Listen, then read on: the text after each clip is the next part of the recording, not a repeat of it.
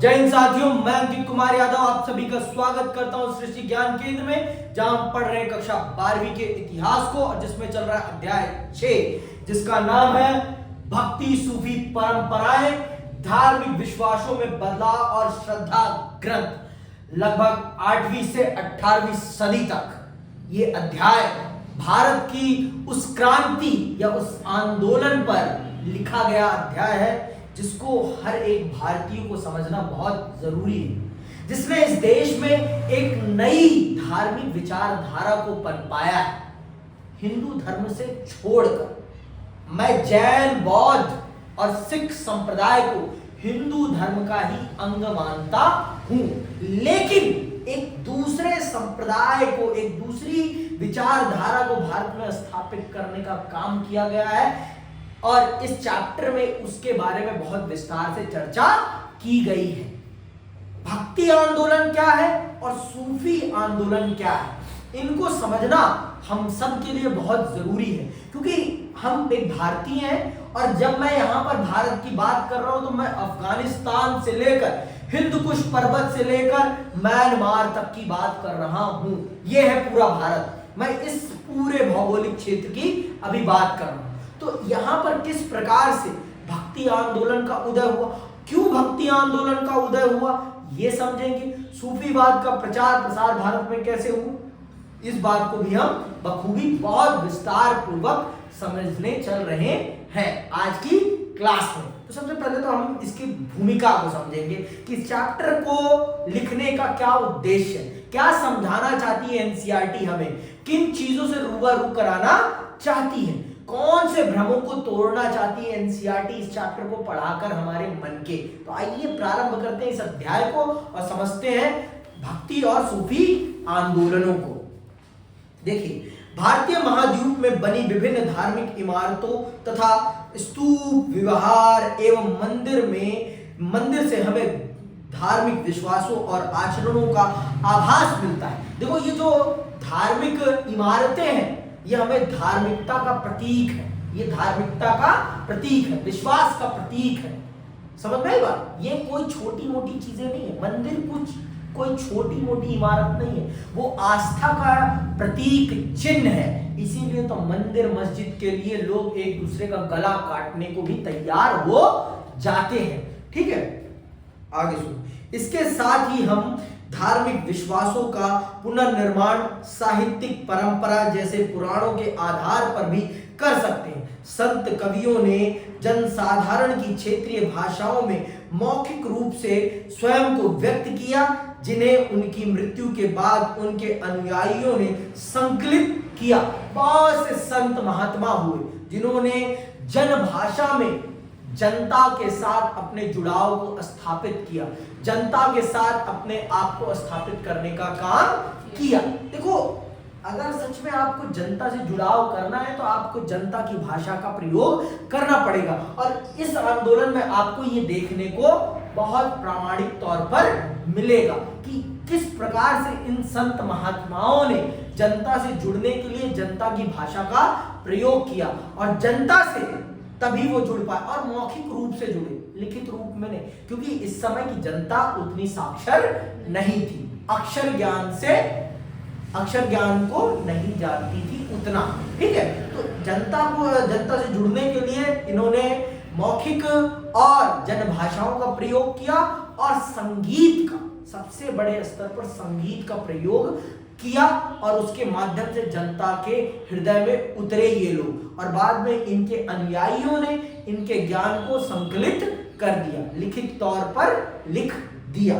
ठीक है, आगे सुनो।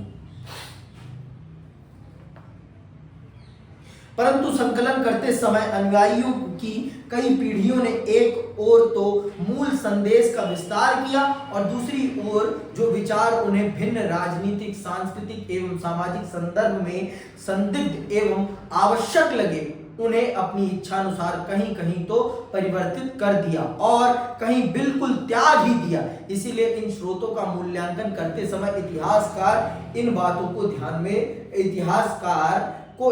का ध्यान में रखना आवश्यक है। देखो, समय के साथ और राजनीतिक सामाजिक परिस्थितियों के साथ इनके अनुयायियों ने भी इनके ज्ञान के साथ तोड़ मरोड़ की है। कभी भी वास्तविक बातों को उसी रूप में नहीं लिखा गया है। तो हमें इन सब चीजों को ध्यान में रखते हुए इतिहास को पढ़ना चाहिए। हमें ये नहीं भूलना चाहिए कि जिन लोगों ने ये ज्ञान दिया है उन्होंने नहीं लिखा है इन सब चीजों को। ये हमें याद रखना है सदैव इतिहास पढ़ते समय कि किस प्रकार से किन लोगों ने इन सब चीजों को संकलित किया है और इनको संकलित करने के पीछे उनका क्या उद्देश्य रहा है। इस चीज को हमें ध्यान में सदैव रखना है। तो आइए भक्ति आंदोलन की पृष्ठभूमि को समझते हैं कि कैसे भक्ति आंदोलन का उदय हुआ, क्या कारण है भक्ति आंदोलन के उदय के पीछे, वो कौन से कारक हैं जिन्होंने भक्ति आंदोलन का उदय किया। ठीक है, आइए पढ़ते हैं और जानते हैं। मध्यकाल में इस्लाम हिंदू धर्म के संपर्क में आया और इस हिंदू मुस्लिम संपर्क का प्रभाव समाज, अर्थव्यवस्था एवं संस्कृति के विभिन्न पहलुओं पर पड़ा। इस संपर्क का प्रभाव कला एवं साहित्य पर तो स्पष्ट रूप से दिखाई देता ही है, परंतु साथ ही साथ मध्यकाल के दो धार्मिक आंदोलनों में भी प्रतिबिंबित होता है। समझ में आई बात? इस्लाम का भारत में आगमन सिर्फ धार्मिक दृष्टिकोण नहीं है, सिर्फ सामाजिक दृष्टिकोण नहीं है, सिर्फ आर्थिक परिप्रेक्ष्य नहीं है, इसके बहुत सारे परिप्रेक्ष्य हैं और बहुत सारे प्रभाव हैं भारत पर। समझ में आई बात? सिर्फ आप ये कहें कि इसका प्रभाव एक क्षेत्र पर पड़ा है, कदापि नहीं। इसका प्रभाव भारत के बहुत सारे क्षेत्रों पर पड़ा है और उसी का प्रमाण है भारत में दो नए विचारों के उदय के लिए दो नए आंदोलनों का उदय। समझ में आई बात? भक्ति आंदोलन और सूफी आंदोलन का उदय भारत के समाज में अपनी धार्मिक विचारधाराओं को सुदृढ़ करने का आंदोलन है। ये बात बखूबी समझिए। अब मैं ये तो नहीं कहूंगा कि भक्ति आंदोलन इसलिए हुआ क्योंकि इस्लाम का प्रचार हो रहा था, मैं ये कदापि नहीं कह रहा हूं, लेकिन हाँ कहीं ना कहीं उसका प्रभाव जरूर था कि भारत की जनता भारत के धर्म से छिटक कर कहीं उस धर्म में ना परिवर्तित हो जाए, इसलिए तो हुआ ही हुआ है। मैं और भी कारण है इसके पीछे भारत के भक्ति आंदोलन के होने के, जिसमें सबसे बड़ा कारण है हिंदू धर्म में अनैतिक चीजों का आ जाना, हिंदू धर्म का आडंबर पूर्ण हो जाना। इन सब चीजों ने भी भक्ति आंदोलन के उदय में बड़ी भूमिका निभाई, लेकिन इस्लाम भी उसके पीछे एक बड़ा कारण है। मैं इसे अस्वीकार नहीं कर सकता हूं। ठीक है, कोई भी नहीं कर सकता, मैं क्या अकेला हूं। इस संपर्क का प्रभाव कला एवं साहित्य पर तो स्पष्ट रूप से दिखाई देता ही है, परंतु साथ ही साथ मध्यकाल के दो धार्मिक आंदोलनों पर भी प्रतिबिंबित होता है। भक्ति आंदोलन एवं सूफी दोनों ही इस्लाम के प्रभाव एवं संपर्क के महत्वपूर्ण उदाहरण हैं। यद्यपि प्रभाव की मात्रा का विषय अत्यधिक विवादास्पद है, कुछ विद्वानों ने भक्ति आंदोलन को इस्लाम द्वारा हिंदू धर्म एवं हिंदुत्व को मिली चुनौती का ही परिणाम मात्र माना है। कह दिया ना लोगों ने कि भक्ति आंदोलन के उदय के पीछे इस्लाम से मिली चुनौती है, भक्ति आंदोलन के उदय के पीछे। पर मैं ऐसा नहीं मानता, मैं दोनों कारणों को स्वीकार करता हूं, हिंदू धर्म में व्यक्त कमियां और इस्लाम से मिली उसे चुनौती। मैं इन दोनों कारणों को मानता हूं भक्ति आंदोलन के प्रारंभ होने के पीछे। मैं इन दोनों ही दृष्टिकोणों को स्वीकार करता हूं कि भक्ति आंदोलन के होने के पीछे इन दोनों दृष्टिकोणों की बहुत बड़ी भूमिका थी, तभी भक्ति आंदोलन का उदय हुआ।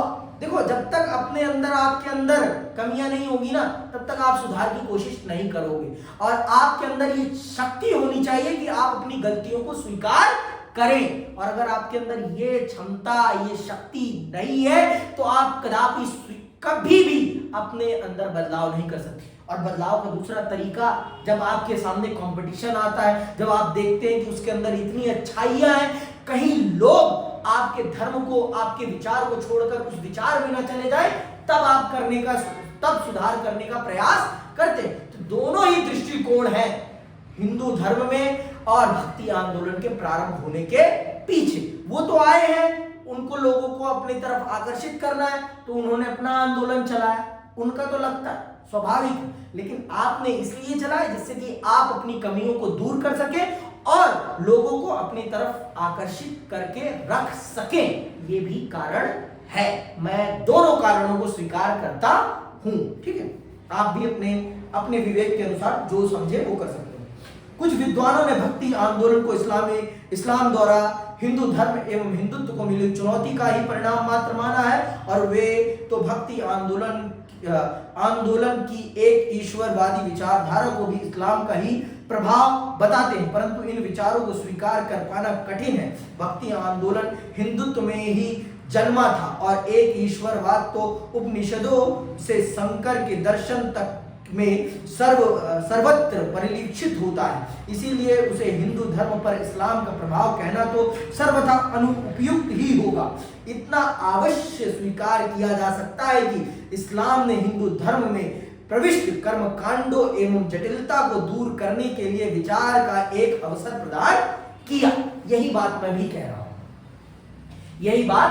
भी कह रहा हूं कि हिंदू धर्म में भक्ति आंदोलन के होने में इस्लाम का योगदान है, लेकिन उस प्रकार से नहीं है जिस प्रकार से और लोग कह रहे हैं कि इस्लामीकरण से बचाने के लिए। नहीं, वो हो सकता है, मैं उसे अस्वीकार नहीं करता हूं, लेकिन हिंदू धर्म में जो कमियां थी उन कमियों को दूर करने के लिए प्रमुख तौर पर भक्ति आंदोलन हुआ है। ये प्रमुख बिंदु है। भाई, नहीं तो भारत में इतने दिनों से इस्लाम है, कितने लोगों ने इस्लाम को स्वीकार किया, और अगर इतना अच्छा इस्लाम होता तो लोगों को तलवार की नोक पर इस्लाम को बुलवाया नहीं जाता। इतना अच्छा इस्लाम होता तो समझ में। मैं इस्लाम की खिलाफत नहीं कर रहा हूं, मैं किसी धर्म की खिलाफत नहीं कर रहा हूं, लेकिन कुछ चीजें तो वास्तविकता है, वहां आपको एक दृष्टिकोण से सोचने पर मजबूर किया जाता है, लेकिन सनातन आपको एक दृष्टिकोण से नहीं, बहु दृष्टिकोण प्रदान करता है। आप यहां पर रहकर आप ईश्वर में बिलीव कर भी सकते हो, नहीं भी कर सकते हो, आप आस्तिक भी हो सकते हो, आप नास्तिक भी हो सकते हो, लेकिन इस्लाम में ऐसा कुछ नहीं है। आपको एक ईश्वर में ही विश्वास करना पड़ेगा। सनातन में ऐसा नहीं है, आपके पास बहु विकल्प है, आप जिसको चाहें उसको पसंद करें, जिसको चाहें उसको प्यार करें, जिसकी विचारधारा आपको पसंद है उसकी विचारधारा का अपने जीवन में अनुसरण करें, आपको कोई भी नहीं रोकेगा। यह सनातन है। सनातन में कमियां हैं, लेकिन उससे कहीं ज्यादा उसमें खूबियां भी हैं। सनातन आपको 360 डिग्री सोचने की क्षमता प्रदान करता है, आपको एक दिशा में सोचने के लिए मजबूर नहीं करता। यह सनातन की सबसे बड़ी खूबी है, और इस खूबी को कोई भी मना नहीं कर सकता, चाहे वो दूसरा क्यों ना हो। उसको भी ये चीज माननी पड़ेगी, अगर प्रामाणिक तौर पर वो धर्म को मानता है तो, कि सनातन जितना विचारशील है उतना विचारशील इस धरा पर कोई और धर्म नहीं है। ये सत्य है, ये प्रमाणित है, और इस सत्य को कोई भी मना नहीं कर सकता है। समझ में आई? आगे सुनो।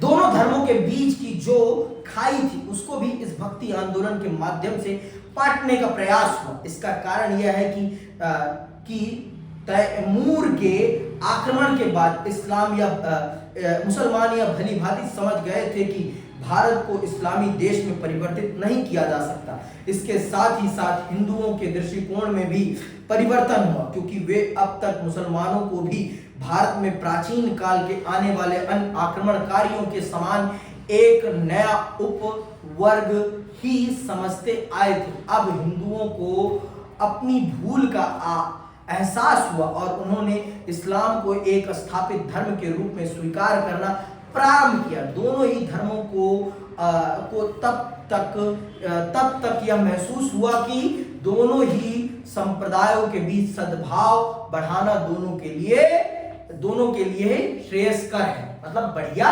रहेगा। आपस में लड़ने से कोई फायदा नहीं है। लड़ने से एक दूसरे को हम काट जरूर सकते हैं, लेकिन प्रेम और भाईचारा नहीं बना सकते। तो बढ़िया है, जब एक साथ रहना है तो क्या मतलब है एक दूसरे का गला काटने का। एक दूसरे का गला काटने से कुछ नहीं होने वाला। एक दूसरे के साथ भाईचारे और प्रेम के साथ रहा जाए और अपनी अपनी श्रद्धा पर विश्वास किया जाए। क्यों किसी की श्रद्धा पर प्रहार करना, क्यों किसी का गला काटना, क्यों किसी से शत्रुता मोल लेना? क्या हमारा धर्म ये कहता है कि दूसरे का गला काटा जाए? ना उनका धर्म कह रहा है, ना हमारा धर्म कह रहा है। अगर हम सच में धर्म की बात कर रहे हैं तो धर्म तो वास्तविक तौर पर एक दूसरे को जीने देने की बात करते हैं, एक दूसरे का गला काटने की बात तो नहीं करते। मैंने इस्लाम को नहीं पढ़ा, पर मैंने अपने धर्म को जरूर पढ़ा है। मेरा धर्म तो कदापि ये नहीं कहता कि दूसरे का गला काटो। वो ये कहता है कि खुद भी जियो और दूसरे को भी जीने दो। प्रेम ही जीवन का परम उद्देश्य होना चाहिए। ये हमारे धर्म का परम वाक्य है, परम वाक्य और परम सत्य है हमारे धर्म का। प्रेम ही जीवन है और प्रेम ही जीवन का अंत होना चाहिए। यही हमारे धर्म का कहना है और मैं अपने धर्म की इस बात का अपने जीवन में अनुसरण करने का प्रयास करता हूं। मैं आशा करता हूं इस देश का हर नागरिक इस चीज को मानेगा। अब आते हैं भक्ति आंदोलन की विचारधारा। क्या है भक्ति आंदोलन की विचारधारा? क्यों इस विचारधारा का प्रादुर्भाव हुआ? क्यों भक्ति आंदोलन पनपा? ये समझना हम सबके लिए बहुत जरूरी है, क्योंकि किसी भी आंदोलन के प्रारंभ होने के पीछे कुछ उद्देश्य होते हैं। बिना उद्देश्य के कोई भी चीज प्रारंभ नहीं होती है। हर चीज के पीछे एक उद्देश्य है और उस उद्देश्य में एक विचार जरूर होता है। बिना विचार के कुछ नहीं चलता। मेरी भी अपनी एक विचारधारा है, आपकी भी अपनी एक विचारधारा। अभी हम उस क्रम में हैं कि हम अपनी अपनी विचारधाराओं को शेप अप कर रहे हैं। तो आइए समझते हैं भक्ति आंदोलन की क्या विचारधारा थी। ठीक है, हिंदू धर्म के अनुसार मोक्ष प्राप्ति के 3 मार्ग माने गए हैं, ज्ञान, कर्म एवं भक्ति, और यही सत्य है। इसके अलावा कुछ भी नहीं सत्य है। आपको अगर मोक्ष प्राप्त करना है इस धरा से, तो आपको इन्हीं 3 रास्तों का अनुसरण करना ही पड़ेगा। क्या? ज्ञान, कर्म, भक्ति। ज्ञान, कर्म, भक्ति, यही मोक्ष के 3 रास्ते हैं और इन्हीं से आपको इस धरती से छुटकारा मिलेगा। कोई और तरीका नहीं है इस धरा से छुटकारा पाने का। इस बात को समझ लीजिए। समस्त विश्व समझ ले, समस्त ब्रह्मांड समझ ले कि मुक्ति के तो यही मार्ग है। भक्ति आंदोलन का इतिहास महान धर्म सुधारक शंकराचार्य के समय से प्रारंभ होता है। ये अंडरलाइन कर लो इस बात को कि भक्ति आंदोलन का इतिहास महान धर्म सुधारक शंकराचार्य के समय से आरंभ होता है। भारत में भक्ति आंदोलन का सूत्रपात करने वाले भगवान शंकराचार्य महाराज रहे हैं। उन्होंने ही भक्ति आंदोलन का प्रारंभ किया है। ठीक है, शंकराचार्य ने अपने दार्शनिक एवं बौद्धिक तर्कों के द्वारा अद्वैतवाद की स्थापना की और मोक्ष के उपयुक्त 3 मार्गों में से ज्ञान मार्ग पर जोर दिया। जनता जो वैदिक धर्म के कर्म कांडों से बहुत अधिक ऊब चुकी थी, उसे शंकराचार्य के कोरे ज्ञान ने कोई शांति प्रदान नहीं की और उनके दार्शनिक विचार जनता को बिल्कुल भी प्रभावित न कर सके। इसीलिए मध्य युगीन शास्त्रियों ने हिंदू धर्म से विमुख होती हुई जनता को हिंदू धर्म की ओर पुनः आकर्षित करने के लिए और उसे लोक जीवन में जीवित और सक्रिय बना देने के लिए भक्ति की महत्ता पर बल दिया। यदि भक्ति आंदोलन को समग्रता में देखा जाए तो सभी संतों ने, चाहे वे किसी भी प्रदेश से आए हों अथवा किसी भी समय में आए हों, धार्मिक कर्म कांडों की निंदा करते हुए ईश्वर की सच्ची भक्ति पर जोर दिया। उन्होंने सच्ची भक्ति के लिए किसी धार्मिक संस्था, किसी धार्मिक क्रिया अथवा किसी सामग्री को आवश्यक नहीं माना। अंडरलाइन दिस वर्ड्स कि उन्होंने भक्ति का क्या अर्थ बताया है हमें। उन्होंने भक्ति का अर्थ बताया है हमें सच्ची भक्ति, जिसमें किसी भी प्रकार का कोई दिखावा नहीं, कोई भी सामग्री नहीं चाहिए, किसी भी प्रकार की संस्था नहीं चाहिए, सिर्फ समर्पण चाहिए। ईश्वर के प्रति आपका समर्पण ही आपकी सच्ची भक्ति है। और अगर आप समर्पण नहीं कर रहे, सिर्फ दिखावा कर रहे, तो वो भक्ति नहीं है, वो दिखावा माना जाएगा। तो आज हमारा भारत दिखावे में ज्यादा बिलीव कर रहा है, वास्तविक भक्ति में कम बिलीव कर रहा है, जो कि एक दुर्भाग्य है। ये दुर्भाग्य है और हमें इस दुर्भाग्य से बचना होगा। हमें ज्ञान, कर्म और भक्ति में संतुलन लाना पड़ेगा अपने धर्म को वास्तविक रास्ते पर रखने के लिए। और अगर हमने इसमें संतुलन नहीं साधा तो हम बर्बाद हो जाएंगे, हम बर्बाद हो जाएंगे, हम अपने धर्म को बर्बाद कर बैठेंगे। हमें तीनों में संतुलन साधने की बहुत ज्यादा जरूरत है। ठीक है। मध्यकालीन संतों का ना तो किसी धर्म विशेष की ओर कोई रुझान ही था और ना ही कोई विरोधी दृष्टिकोण। वे व्यक्ति एवं ईश्वर के बीच किसी धार्मिक आडंबर की आवश्यकता भी नहीं मानते थे। वह तो केवल ईश्वर में विश्वास रखते थे, चाहे उसका नाम राम हो, कृष्ण हो अथवा अल्लाह। उन्हें इससे कोई फर्क नहीं पड़ता था, उन्हें सिर्फ ईश्वर से फर्क पड़ता था। उन्हें सिर्फ ईश्वर का अनुसरण करना आता था। इसके अलावा उनके लिए किसी चीज का कोई अर्थ नहीं था। समझ में आई बात? इसके अलावा उनके लिए किसी भी चीज का कोई अर्थ नहीं था। इस बात को आप समझिए। भक्ति आंदोलन भारत की आत्मा है, भारत की आत्मा को पुनर्जागृत करने वाला आंदोलन है। और यहाँ पर किसी भी प्रकार का कोई कर्मकांड नहीं है, यहाँ पर सिर्फ प्रेम है, यहाँ पर सिर्फ सद्भावना है, यहाँ पर सिर्फ आपको वास्तविक धर्म से अवगत कराने का प्रयास किया गया है। यहाँ पर कोई प्रतिद्वंदता नहीं है, यहाँ पर सिर्फ आपको एक सही रास्ता और आपके और ईश्वर के बीच में ये बताने की कोशिश की गई है कि किसी की जरूरत नहीं है। आप सीधे तौर पर ईश्वर से जुड़ सकते हैं, आपको किसी मध्यस्थ की जरूरत नहीं है। आपके और ईश्वर के बीच में मीडिएटर की कोई भूमिका नहीं है। आप वास्तविक भक्ति कीजिए, आपको किसी भी मीडिएटर की कोई जरूरत नहीं है, आपको कैसे भी मध्यस्थ की जरूरत नहीं है। आप ही वास्तविक तौर पर है सब कुछ। मतलब आप अगर सही तरीके का अनुसरण करेंगे तो आप ईश्वर को खुद ब खुद प्राप्त कर सकते हैं, आपको किसी और की जरूरत नहीं है। ये है भक्ति आंदोलन का कोर, सबसे बड़ी बात, इसकी रीढ़ ये है, इसका निचोड़ ये है, इसके प्रारंभ होने के पीछे कारण ये है। भारत का जो धर्म है उसमें आई कमियां, उसमें आई कुरीतियां, उसमें आई जो कर्मकांड, ये उसके उत्पन्न होने का सबसे बड़ा कारण है। समझ में आई बात? इतनी सी कि अभी भी नहीं आई? पक्का? तो ये है आपके भक्ति आंदोलन के प्रारंभ होने और उसकी विचारधारा, क्यों ये प्रारंभ हुआ। तो आज के लिए बस इतना ही करते हैं। अगली क्लास में हम भक्ति आंदोलन को उसकी ऊंचाइयों तक किन लोगों ने पहुंचाया उनको जानेंगे। इसी के साथ मैं विदा लेता हूं। जय हिंद, जय भारत।